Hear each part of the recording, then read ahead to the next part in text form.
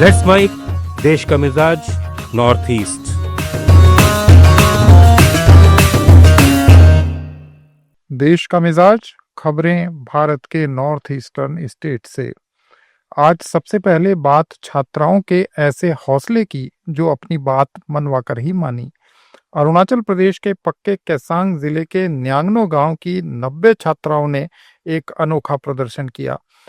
11वीं और 12वीं कक्षा की छात्राओं की अगुवाई में ये बच्चियां 65 किलोमीटर की पैदल यात्रा पर निकलीं और जिला मुख्यालय लेम्मी पहुंची। उनके हाथों में तख्तियां थीं जिन पर लिखा था, बिना टीचर का स्कूल सिर्फ एक इमारत है। दरअसल इनके कस्तूरबा गांधी बालिका विद्यालय में ज्योग्राफी और पॉलिटिकल साइंस के शिक्षक नहीं हैं। एजुकेशन कमिश्नर ने इनकी बात सुनी और तत्काल शिक्षकों की नियुक्ति के निर्देश दिए। बढ़ते हैं आगे। असम के मुख्यमंत्री हिमंता बिस्वा शर्मा ने दावा किया है कि बोडोलैंड टेरिटोरियल काउंसिल के चुनाव में बीजेपी सबसे बड़ी पार्टी के रूप में उभरेगी। कोकराझार के अफला गांव में एक रैली में उन्होंने कहा कि हम एक ट्रिपल इंजन सरकार बनाएंगे जो बोडोलैंड के विकास के लिए सबको साथ लेकर चलेगी। इस बार चुनाव का माहौल शांतिपूर्ण है।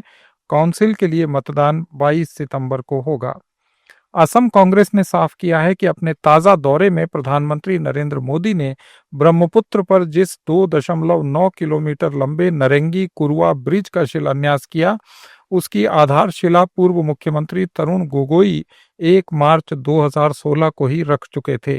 गुवाहाटी में एक प्रेस कॉन्फ्रेंस में कांग्रेस नेता प्रद्युत बोरडोलाई ने कहा कि शायद सीएम हिमंता बिस्वा शर्मा पीएम को ये बताना भूल गए, इसलिए इस पुल का दोबारा शिलान्यास हो गया।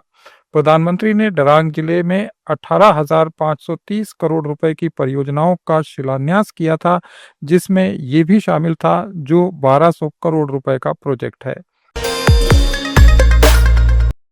त्रिपुरा में विलेज काउंसिल चुनावों से पहले टिपरा मोथा पार्टी ने बड़ा संगठनात्मक कदम उठाया है। पार्टी ने पूरे राज्य में बूथ, विलेज काउंसिल और ब्लॉक स्तर पर इलेक्शन मैनेजमेंट कमेटियों का गठन किया है।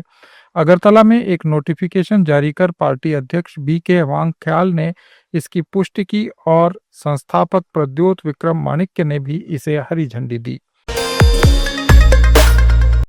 मेघालय प्रदेश यूथ कांग्रेस और महिला कांग्रेस ने शिलोंग के कांग्रेस भवन में एक 4 साल की बच्ची इंसाफिरा लिंगदो मावनाई की दुखद मौत के बाद कैंडल नाइट विजिल आयोजित की। रविवार सुबह नोंगलम के अपने घर के आंगन में खेलते वक्त लापता हो गई थी और अगली सुबह पानी से भरे गड्ढे में उसका शव मिला था। विजिल में कांग्रेस ने बढ़ते अपराधों के खिलाफ सख्त कदम उठाने की मांग की। मणिपुर के इम्फाल ईस्ट जिले में सुरक्षा बलों ने कोंगबा मारू पहाड़ी क्षेत्र में तलाशी अभियान के दौरान लूटी गई 4 बंदूकें, 11 गोलियां और 5 कारतूस बरामद किए। इससे एक दिन पहले एक सक्रिय उग्रवादी और उसके 2 साथियों को पकड़ा गया था जो उगाही में शामिल थे।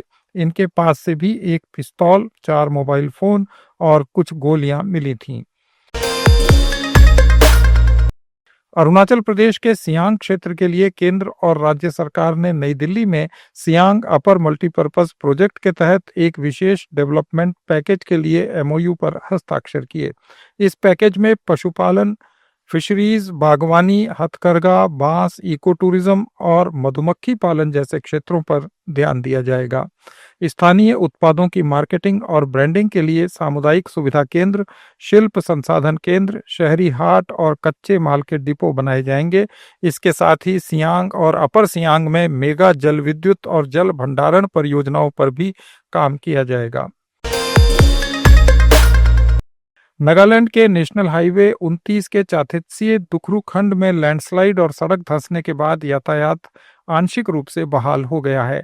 पहले हल्के वाहनों के लिए यातायात खोला गया और आज सभी तरह के वाहनों को अनुमति दे दी गई। दूसरी ओर होविशे और गोटोवी गांवों के लोगों ने सड़क की जर्जर हालत के विरोध में न्यूलैंड झादिमा सड़क पर यातायात जाम किया। नागालैंड आपदा प्राधिकरण ने 18 सितंबर तक बारिश और आंधी की चेतावनी दी है। ये थे भारत के उत्तर पूर्वी राज्यों के आज के समाचार। अपडेट्स के लिए जुड़े रहिए लेट्स माइक के साथ। आप सुन रहे थे let's make more than radio.